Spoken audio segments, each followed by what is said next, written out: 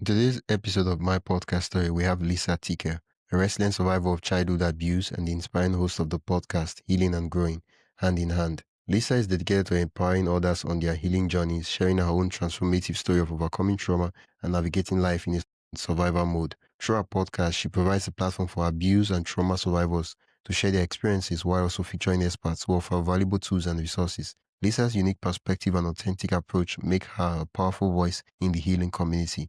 She's here to share her inspiring journey on how she built her show from the ground up and how she's making a meaningful impact in the lives of others. Can you tell me your name and the name of your podcast? Yes. So my name, excuse me, my name is Lisa Tickel, and the name of my podcast is Healing and Growing Hand in Hand. What's the podcast about? The podcast is to help survivors of childhood abuse and trauma heal. And so I have 4 pillars for the podcast. And the first pillar is allowing people to share their story and have a voice. The second is to bring on experts that help us walk through the whole healing process and give us tips. The third is awareness. So to bring awareness to all the different areas where there's abuse that people may not realize. And the fourth is prevention. Okay. So before the internet interruption, I was asking, what was the inspiration that led to you starting the podcast? The inspiration is truly a little bit selfish, but there wasn't anything around back in the day when I was starting my healing process. There wasn't podcasts, there wasn't really books, there wasn't the trauma therapy available. And so I created the podcast to help those that are maybe at the beginning of their healing journey or trying to go deeper and give them something to start, because shame shuts us down and shame keeps us from beginning our healing journey. And so I wanted to put a podcast out there that would give people the things that I needed back in the day when I started my healing journey. Okay. Now, for the past 2 years, you've been doing the podcast. How has it been? It's been amazing. I have met the most amazing people, and so many people that are paying it forward. So they're taking their pain and I call it making beauty from ashes. And so I've met really amazing people. I've had some really great feedback. The most important thing is when I get the feedback of, gosh, I listened to this one episode of yours and it really helped me. That's my goal. Yeah. Do you produce your show yourself, or you have someone helping you out with the technicalities? I have someone helping me with the editing, but everything else I'm doing myself. The person that's helping you with the editing, has he always been I don't know if it's a he or she, but She. has she always been helping you from day one, or it was along the process you started working with her? From day one. She saw my vision and she believes in my vision. And so, yeah, she's been with me since day one. Okay. Because right now, I can only imagine how much time that's frees for you to do other things, because editing takes a ton of time. It does. It really, it gives me the ability to bring on and research, really good guests and bring a better product out there to my listeners. Yeah.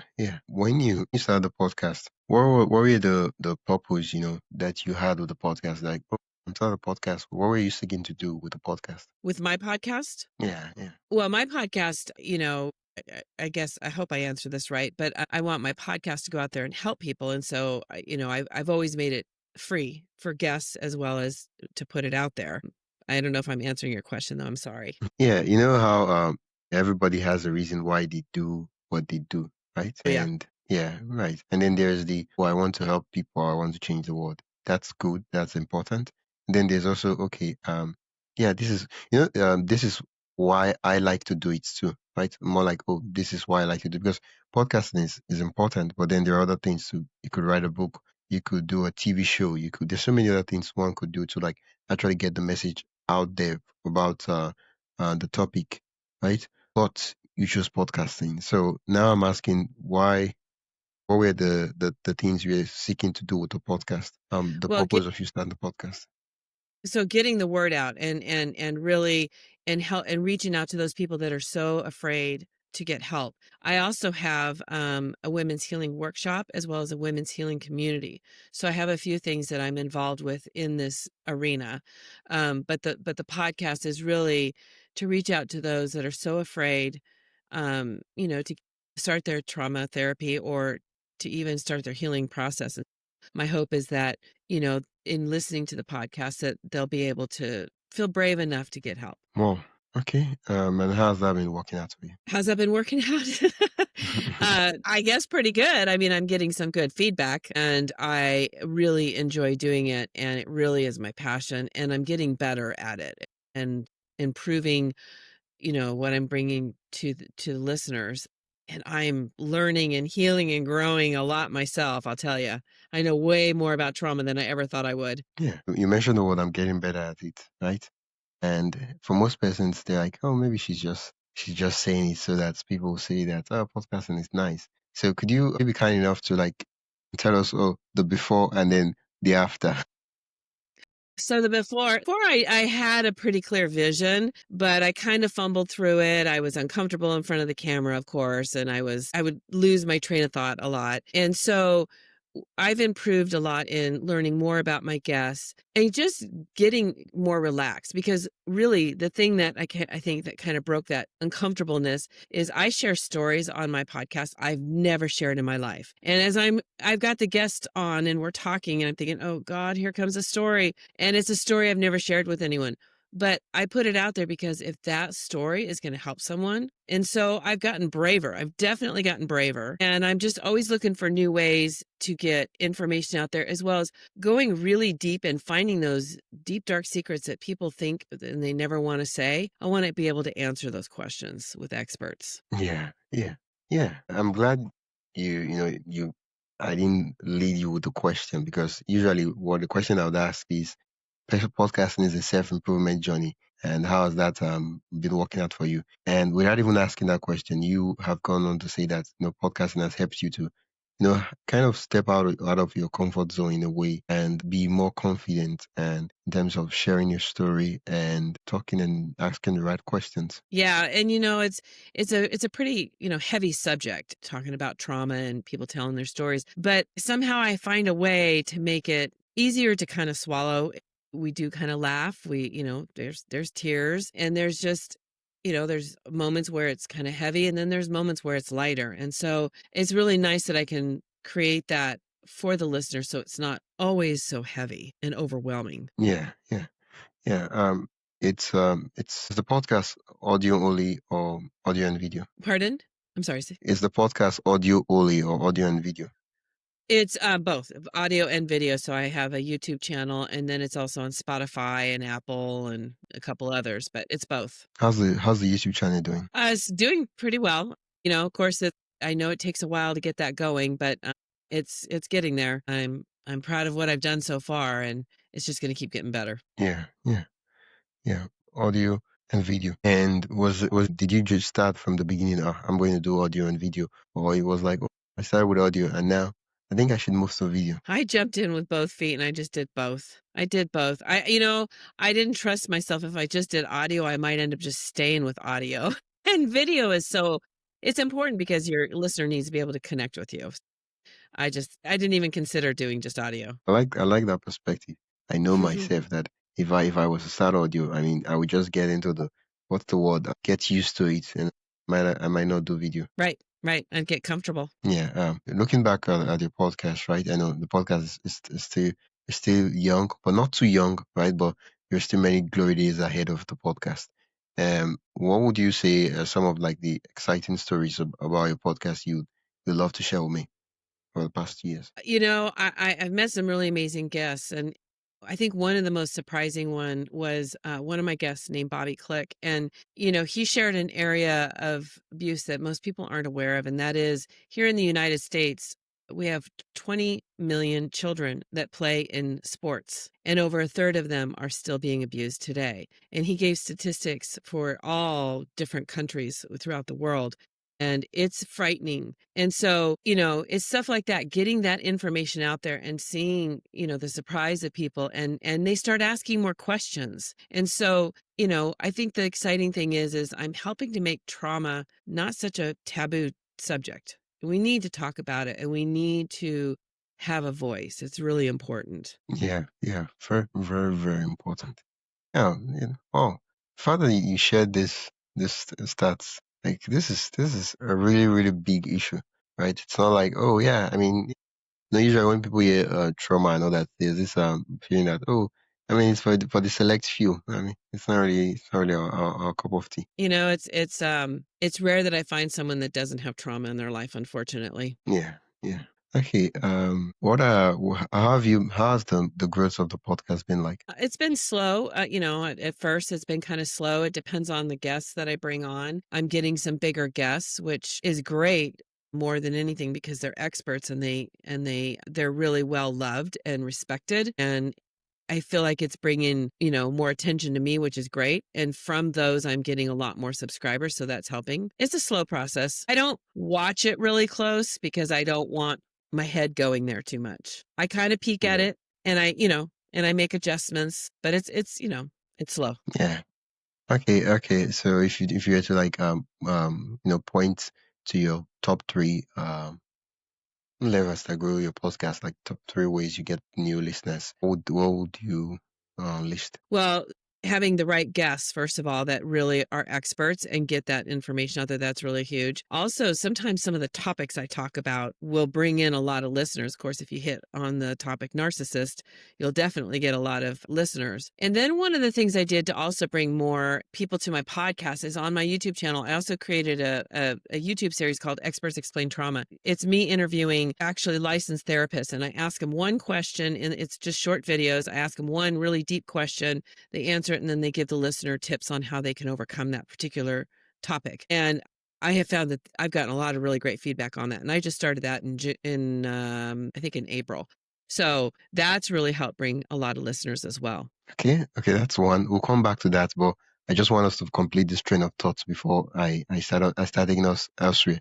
Okay. That's one. Okay. Experts. What's the other tools in the toolbox? The other two things that have helped me build my podcast or grow my podcast. I mean, Yes. is it two? Is it one? I don't know. Is it five? You tell me. Well, the main things is been bringing on the right guests, and then and the particular subject. Some of the subjects are much more, they draw the listeners much more than others. And then doing a YouTube short series is been the third thing for me. So those three things have really made a difference in bringing in my viewers. Okay. Now I want us to for you. I want you to really explain what you mean by each of them.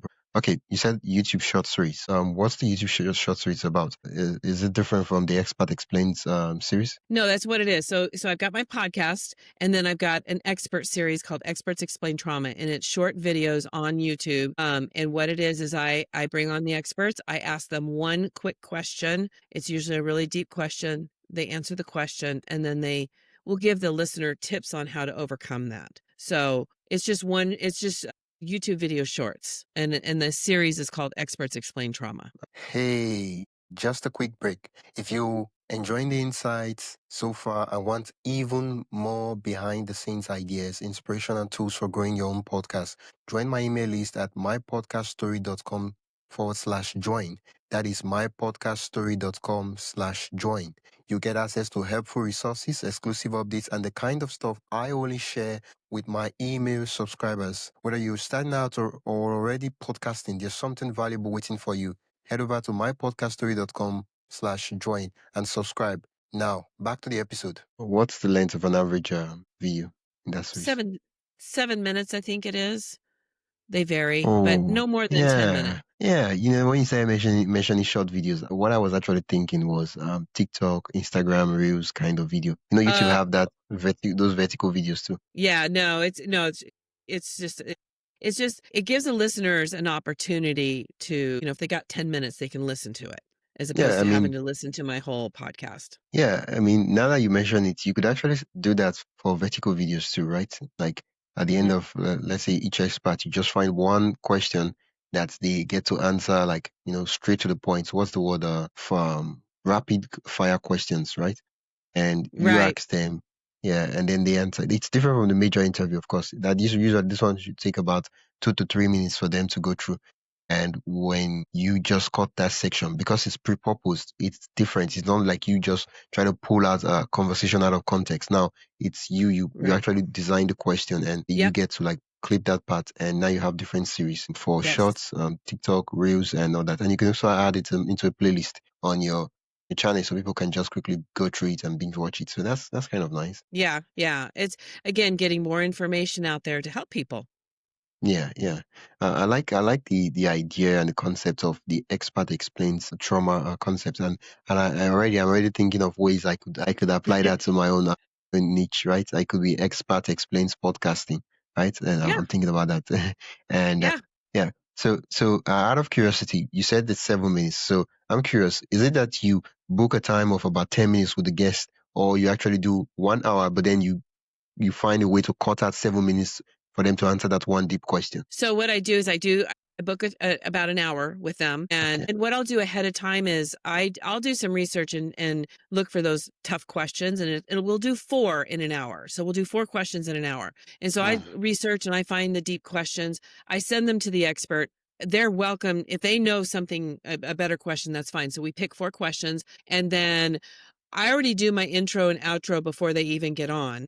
And so all we do is literally I start the recording and I'll ask them the question and let them talk. And then as they're closing up on that, then I ask them, what tips do you have to help our listeners, overcome this or work through this? Or, also, I don't talk as much in it as on the podcast, but I will pipe in because sometimes depending on the expert, but sometimes I'll pipe in and say a little something, but it's mostly I want the expert to talk. This is brilliant because right now, what I'm thinking, right, and in a moment, I would ask you to share your screen and then show us what the YouTube channel looks like and all that.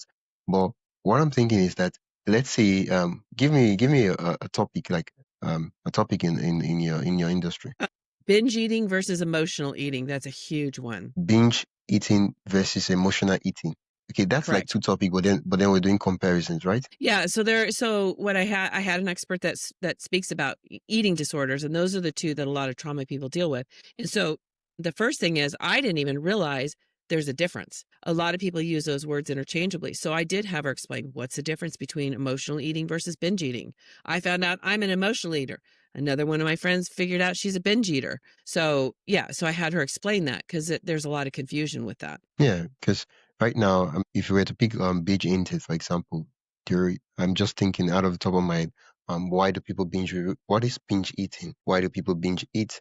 And then other questions. So of course, I'm just speedballing here. I'm just Yeah. pulling questions out of my head, right? So each of those questions are actually episodes of their own that people would actually search on YouTube, like, oh, why do people binge eat? What's this stuff called binge eating? And guess what? Your episode gets to rank on YouTube, and people click it, they watch it, like, yeah, this stuff is nice. It's a podcast. Oh, wow, that's interesting. Yeah, I should check out Mhm. the podcast, right? And it Exactly. increases discoverability for the podcast. Wow, that's Exactly. fantastic. Yeah. Yeah.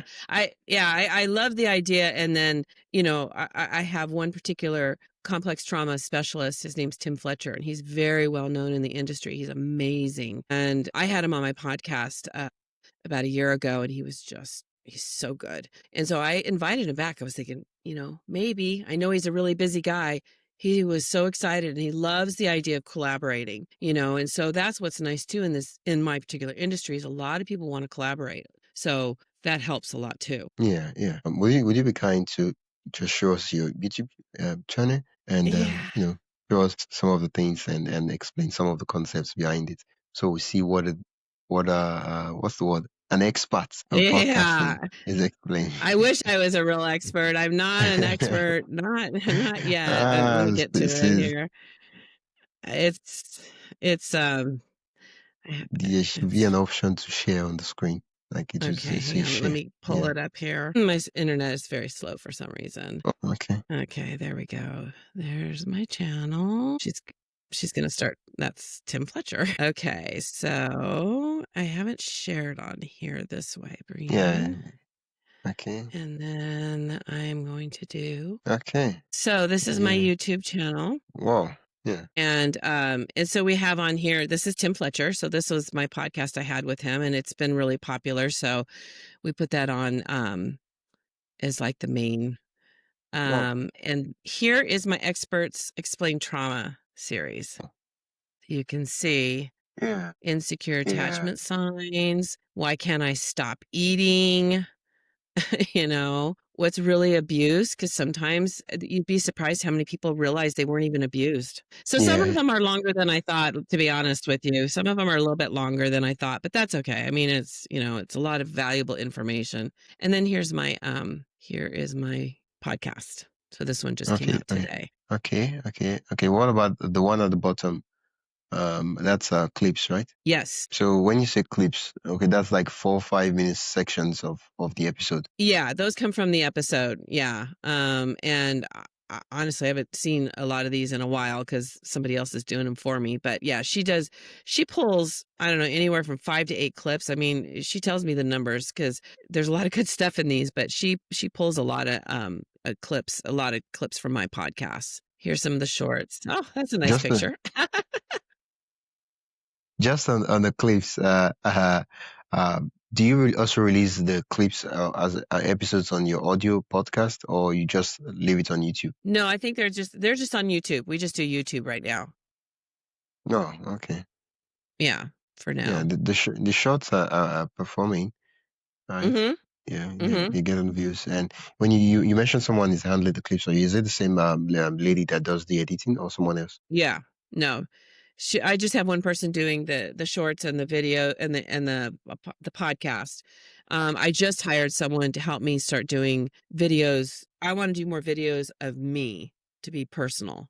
So people can start connecting with me instead of just the clips from, the podcast. I wanted them to be able to start to get to know me. So I'm going to be getting really personal. Yeah, I mean, yeah, because that's what a lot of podcast hosts don't do enough. They don't tell their story. Mhm. Mhm. Yeah, that's brilliant. So what are some okay. Yeah, I think is there anything you want to share on the YouTube before I proceed to ask you a different question? No, I think that's it. Yeah, I think okay. that's it. I'll turn that off. There we go. Yeah. There Yeah, we go. okay. You mentioned that currently you're focusing on doing solo episodes as they call it. What's like why? I mean, you could have been doing your interviews without having to focus on solo episodes. Why are you focusing on that now? On the expert series, you mean? No, the your solo episodes of you, just you. Oh, I haven't done any solo episodes. So when will you start doing this solo episode? Because you mentioned earlier that you have someone making videos of you, just you. That's okay. That's for like TikTok and Instagram and that. So I literally just had a meeting with them today, and so we're gonna start working on it this week. I already sent a video over for them. So that's just for kind of my social media kind of stuff, and of course I'll probably be putting them on YouTube as well. But I wanted to get it out there more because what I'm trying to do also, yes, bring attention to the podcast, but also to the women's healing group as well as the healing community. Yeah, I think ultimately the goal is to build a personal brand, and then when you build your personal brand, you can then tell them, "Oh, I have a podcast. Oh, I have a women healing group. I have a what other thing you might come up with, in the next 3 6 months." And Right. that's the thing that will be constant. It's you. Like the products would change tomorrow. You might say, "Oh, this women healing group. I mean, I found something better. This is what we'll do. Let's scrap that." I'm just giving an example, a crazy crazy example. You will always be there. It will always be your personal brand. It will always be like you, right? That's the essential. And so we always want to grow our audience to know, like, and trust us, so that tomorrow we're Yeah. like, oh yeah, you should check this out. You should check this out. And they're like, yeah, sure, I love her. I'll check her stuff out. That's the goal. That's the goal Yeah, is, yeah. And give them options, because healing is scary, especially in the beginning, and once you have a little measure of healing, then you're willing to do more. But it's tough. It's a tough subject. And that's another reason why I think the podcast can grow a little bit slow is it's not a fun subject. yeah, but it's important. And those who start listening, they know, right? And it's a thing of, oh yeah, the people that listen to my podcast, they know what they're getting, right? I mean, the new listeners, they might be on the fence, but once they start listening, they pretty much sold on it. Mm-hmm. Yeah, Yeah. they are. You earlier on, I asked you about solo episodes, and I'm like, okay, so you said, oh, yeah, so it appears right now that you're not doing solo episodes. So, is there a particular reason why you're not doing that, or? I haven't even really thought about it, honestly. I don't even know what I would talk about. I mean, Like, that you're just talking. seems so awkward to me. I mean, there's so many things to talk about, right? You have so many stories. You could what's the word? You could have a series where you do Lisa's notes, something like that, right? After Mhm. talking to experts, You then sit down and then maybe 10 minutes discuss and talk about what you've learned, where you were before in terms of, oh, this was what I thought this was this, and now this is how I see this as this. And Mm-hmm. that could be an episode. And then you could also share your story. Like the topic of your podcast is something that you're like actively in the industry of. So there's so many stories you could share. There's so many things you could use to explain concepts. Because I feel like podcast hosts don't do enough in telling their own stories and getting to be out there. Because when you look at it in your show, what's the constant thing in your show? It's you. Tomorrow you might say, I want to change the concept. I want to do documentary style podcast. No, I don't want to do documentary style. I want to do panel discussion. The thing that will be the constant thing in your podcast is you. And that's the reason why people tune into your podcast. Like, yeah, I like Lisa Tickel's podcast. And yeah, we should tell our stories, right? It's scary because I was like, yeah, I'm used to asking the questions. But see, and it's funny because my very first podcast, I tell my story. I kind of give an overview of my story so everybody kind of gets that. And like I said, when I'm in the podcast, I'm telling my stuff. I'm I'm telling my silly stories. But Yeah. I've thought about it. I just haven't put the brain space to it and the energy. But yeah, I may do something like that down the road. Yeah, I mean, yeah, you could just come up with a couple of questions, pick one question, and then ramble on it for next 10 to 15 minutes, and you have an episode. Mm-hmm. Yeah, it's not as complicated, but it's scary. It's not as easy. Like having a conversation with someone else is different from you sitting there and talking to the camera, and a Yeah. lot of things that start creeping in. But it's not as hard as it seems. I'll think about it. I'll practice. I'll practice with my videos and then I'll get brave enough and I'll do it. Yeah. Okay. I mean, you're there already. You're trying out shots. So we'll start with we'll take it baby steps. We'll move from shots and then we'll do 5 minute, 10 minutes long video because yeah, that's it. We have a podcast. I mean, we have a podcast, but before we had the podcast, we had a message, right? And the Yeah. message for you is I want to help people who have trauma and sorry, excuse me, abuse and all that, and I want to help them heal, right? That's the message. And they're like, Right. yeah, I should start a podcast to do that, right? I mean, someone else could say I would write a book. Someone else could say I'll make a documentary, TV show, and all that to really help people, right? And guess what? They're still doing the same thing, right? The Mm-hmm. medium is different, but they're doing the same thing. And so once in a while, it's important we spend some time to just step back from the medium, not be so obsessed over the medium that we forget, we lose track of the message, right? Yeah. Yeah, exactly. Yeah. And I do that. Like I'm coming up on starting season 3 and I'm already thinking about what I could do different, not just do the same thing, but do something different. Yeah.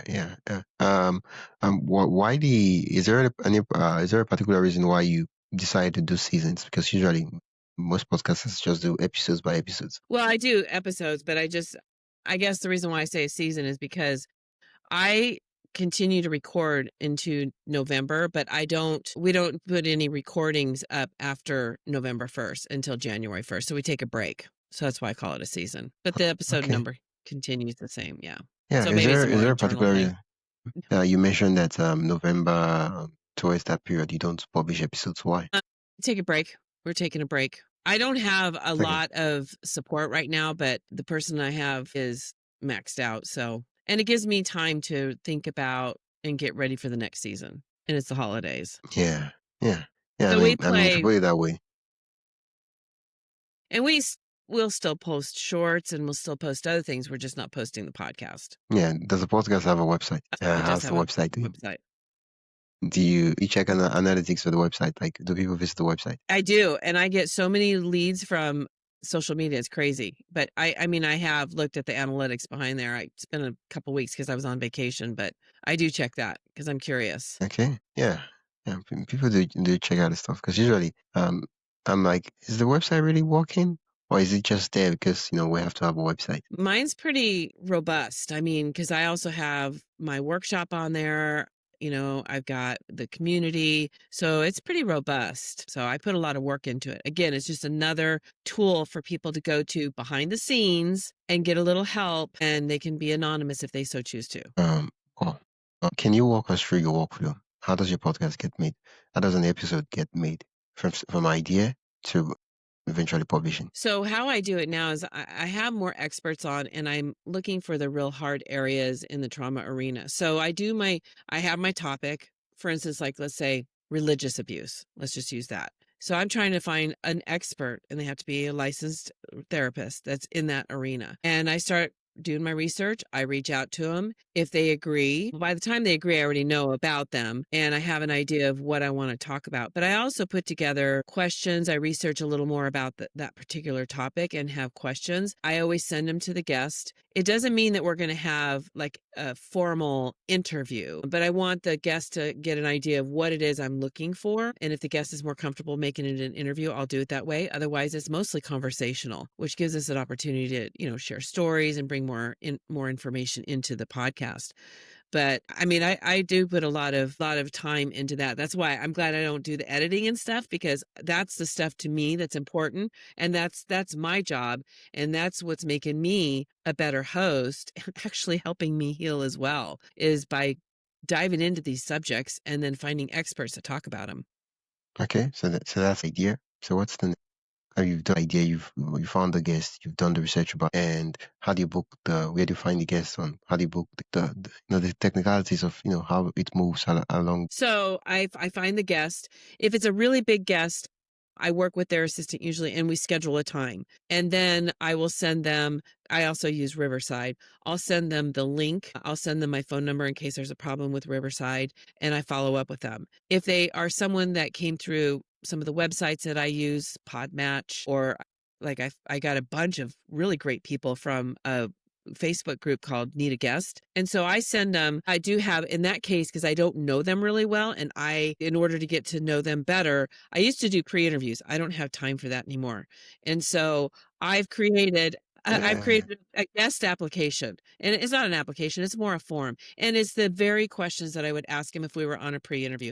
See, the problem is I get on these pre-interviews and I'm on there for an hour. I'm not on there for 20 minutes. I start connecting with these people and I'm spending too much time on the pre-interview. So to save myself and everybody else time, I put this form together. It's been really helpful. And then I use Calendly to lock in my recording times, and it's been amazing because it also sends reminders. And so I send them both those links, and so they fill out the form, they set up their time, and we're good to go. It automatically sends them reminders, but about a week before the a week before the actual podcast recording, that's when I'll reach out to them with the questions. And I'm putting my stuff together for the podcast, which includes the questions and the information about the person. So that's the time that I'll reach out to them and say, these are questions I'd like to ask, or I'd like to have our podcast around. And then they'll email me back and say, yay, sounds good.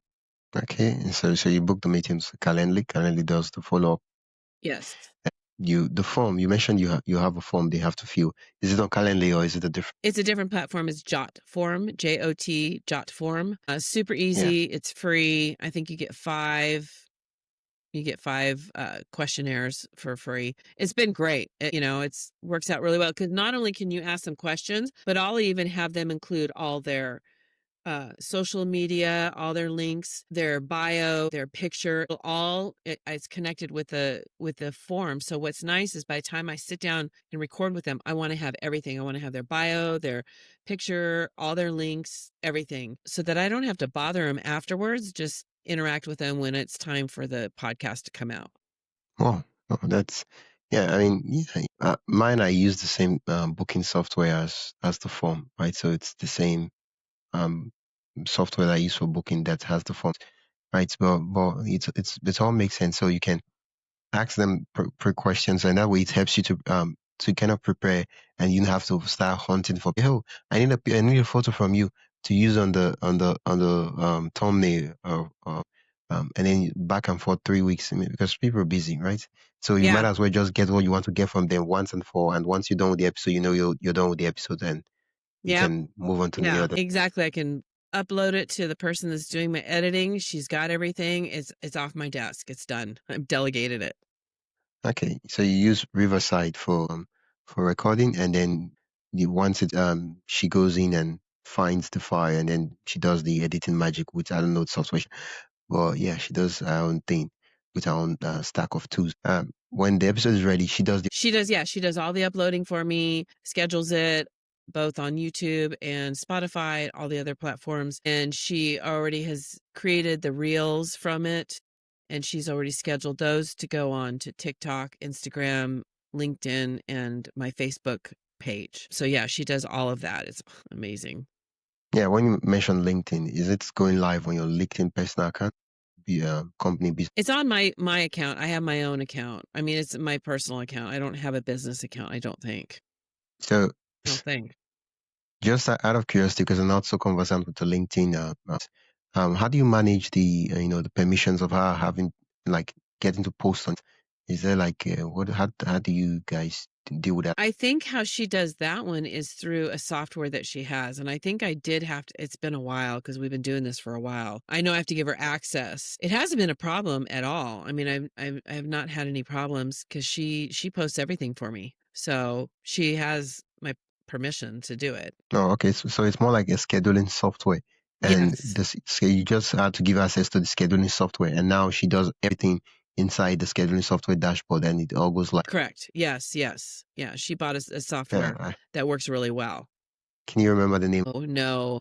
Oh, And the reason why I can oh, find it for you though, but the reason why she picked that one too was, what was it? There was a problem with one of the social medias in posting it, and it was like one of the few that could really work with it. I don't remember, but I can find out and I can certainly send it to you, but she's been please, pretty please do. happy with it. Yeah, she's been pretty happy. Yeah, that's fantastic. One place to manage and Yeah. so the writing of show notes, description and links and all that. She does all those. Yes. So we have a Google Docs that we share, and we have an Excel spreadsheet so we can communicate through that. And so I pick the name of the podcast. I pick all that because I want to be in control of that. And so I upload it, and then when it's ready and she's done all the editing, then I go into that particular guest folder and it's all right there. I download it, and then I'm the one, she does all the scheduling, but I'm the one that'll send the link to the guest if they want to make their own, if they want to upload that podcast, if they want to make, reels from it or whatever they want to do with it. So I send that over to the guest with some other little marketing materials for themselves as well. Yeah, yeah. So once it's Riverside, it gets published on the podcast platforms, and yes, that's it. Wow. Yeah, Yeah. it's incredible to have someone on your team helping you out with all. I couldn't do it, honestly. I wouldn't do it. Just I don't have when it comes to editing and that, I just don't.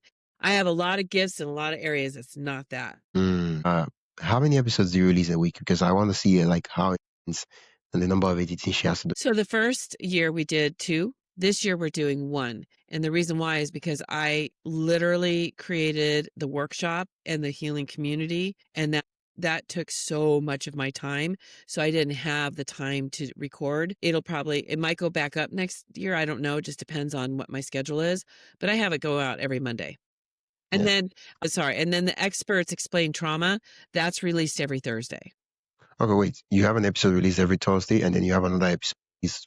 So Monday is the podcast. Thursday is the experts. That's when that's released. Okay. The experts explains that also goes live on the. It goes on the. That's like a It's not Spotify, live, Apple but too. it's not live. It's recorded, but it's put on YouTube. When I said live, I meant published. Yeah. Yes. Yes. Yeah. Yeah. Okay. So that's 2 every week. Yeah. Okay, and that's 8 to 10 episodes every month that she has. And I'm curious, right? Because for me and then those that are listening, pay, is it per episode, or you're like, oh, just this is the set tag for the month, and it doesn't really matter the number of.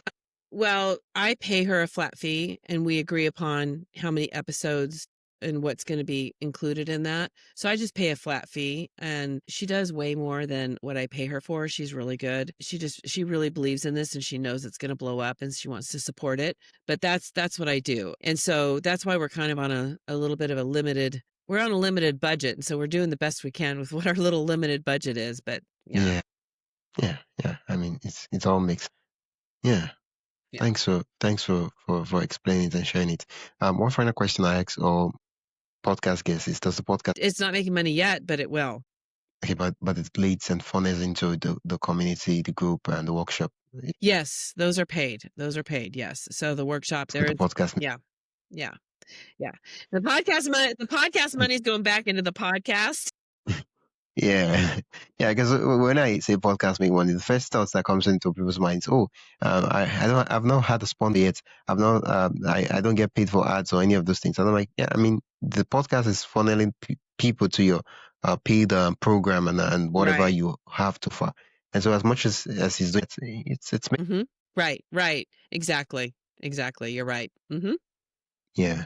What advice do you have for someone who, more like you 2 years ago before you started the podcast? What advice would you give to yourself? Just do it. Just get out and do it. It's because, like you were saying earlier, we could do all the preparations and everything, but it's like, just sit down and do it. If you make a mistake, it's okay. Laugh at yourself. I mean, that's what I've done. I used to be so paranoid I wouldn't do it because everybody would laugh at me. I laugh at myself now. I don't care. Just do it, you know? If you wanna make a difference in the world, people are gonna support that. They're not gonna the good people aren't gonna criticize you or judge you. They're gonna support you. Yeah. Well, thanks for sharing that. Any other thing you like to tell my listeners? What podcast? Listen to my podcast. Go to my podcast and listen to it. Okay. If they want to check your pod, I was about to say a quick question. I just realized that it could be put out of context. I don't know if you, or maybe you know what I mean. But if they want to learn more about you and what you do, where can? So to find me, is that what you're saying? Where they could find me? So Yeah. they can find me at my Yeah. website, which is healingandgrowinghandinhandpodcast.com. They can find me on YouTube, Lisa M. Tickle. You can find me on Instagram and TikTok and LinkedIn and Spotify. The website. Yeah, What so about the so the website is healingandgrowinghandinhandpodcast.com. I also have women's childhood abuse healing workshop.com. And that one is oh, for the workshop. And that one, yeah, that's a big one too. yeah, yeah. Well, once again, thank you so much for sharing your podcast story. I know a lot of persons will find something that resonates with in terms of your workflow, your process, and the way you approach the podcast. And thank you for using podcasting as a tool to change. Well, thank you. Thank you so much for having me as a guest. Yeah, it's been a pleasure. That's it for today's episode of my podcast story. I am Wisdom Okonkwo, and I hope this conversation sparked new ideas and gave you a deeper look into the heart of podcasting. If you've loved this episode, consider supporting the show by buying me a coffee at buymeacoffee.com/wisdomhq. Every bit helps keep the stories going. And hey, don't forget to follow, rate, and share this podcast with another podcaster or creator who would find it helpful. Thanks again for listening, and I'll catch you in the next episode.